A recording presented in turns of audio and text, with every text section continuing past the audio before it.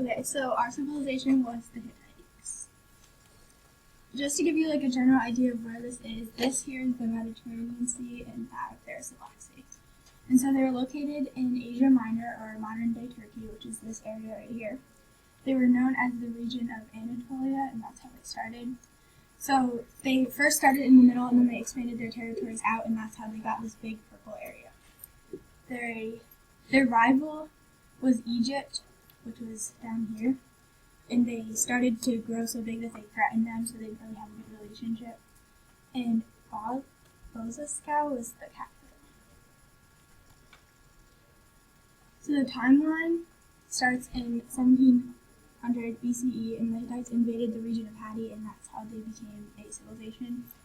In 1650, the capital was rebuilt because they destroyed the capital to get into Haiti, and the Hittites overpowered.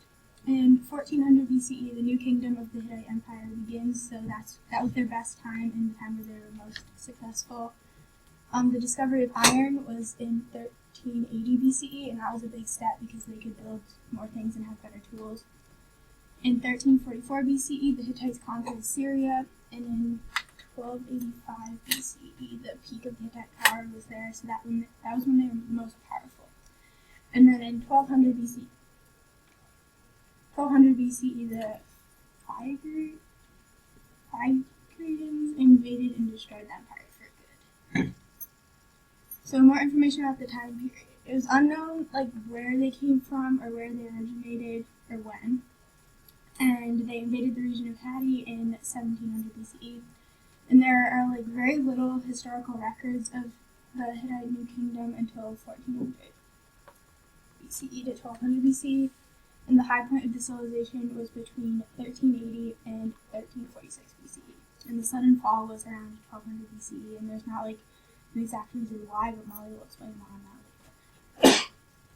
So here are some of the key figures. So Kushi I was the king of the Hittites from 1650 BC to 1620 BC.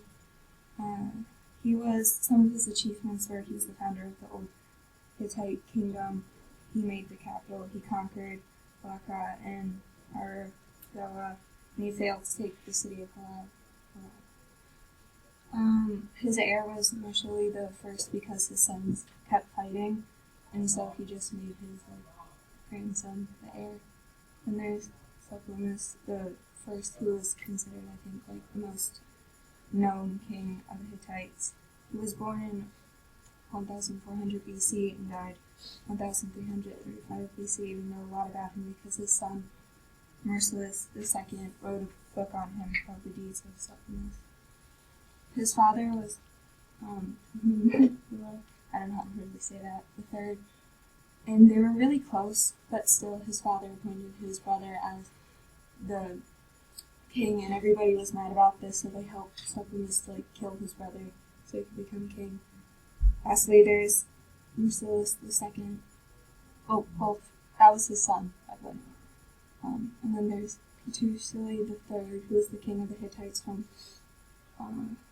1275 BC to 1250 BCE. His father was Nishili II, and his brother was Mutuali II, and his brother ruled for a while, but then his brother ended up dying, and his brother appointed his son, Tishu, I can't really pronounce these, but as the next king, and so his nephew started questioning Hattushi III's ruling, not ruling abilities, but his power, and so Hattushi III killed his nephew, and his son became here. Oh, and they're also polytheistic, but there's a lot of gods, and so if you want to look up this link later when you're going through our quiz, so you can see all the different gods, or if you're just interested. I think the main god was Ishtar, who was god of love and war, and yeah. And then there is Irina, who is the sun goddess, and just different gods. They're called. Some significant events contribute and achievements were that they created weapons and improved weapons and tools with iron. I know that we read this in the textbook. They improved chariots. They were the first to yield iron weapons, which helped them create their empire because everybody else had copper. And, you can't really fight with iron. The Hittites wrote a legal code between 1600 BCE to 1500 BCE, and if you click on that link or look up that link, you can find all the different 20 different examples of what was on the code. The law emphasized payments of damages and instead of harsh punishments. They traded throughout the Mediterranean. The Battle of Kadesh on the banks of the Orontes River was another significant event around 1595 BC to 56 BC. So some of the main enemies of the Hittites were the Egyptians, Phrygians, the Casca tribe, the Sea Peoples, and the Syrians. One thing leading up to the decline was the assassination of King Merciless, and he was believed to be assassinated by his own family members. Many great kings also died from a plague, and the plague was believed to be brought on by the slaves. An important battle was the Battle of Kadesh. It was between the Egyptians and the Hittites, and the Hittites lost, but 16 years later they made a peace treaty. And then the main downfall was the invasion of the Phrygians and the Sea Peoples. A few city-states survived, but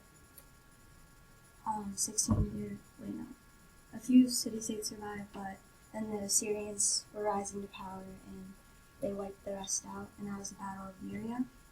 And then Hattusa was burned to the ground by the Casca tribe, and Hattusa was the Hittite capital. Some interesting facts is that at Hattusa's entrance there's a lion gate, and the lions were very sacred to the Hittites. They were believed to ward off evil.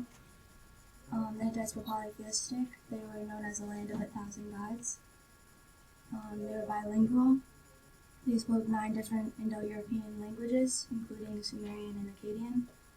And then currently there's a museum of Anatolian civilizations, and it holds the greatest collection of Hittite artifacts. And it is mentioned several times in the Bible. Slaves had the right to own property, and they're the first to discover a new sign.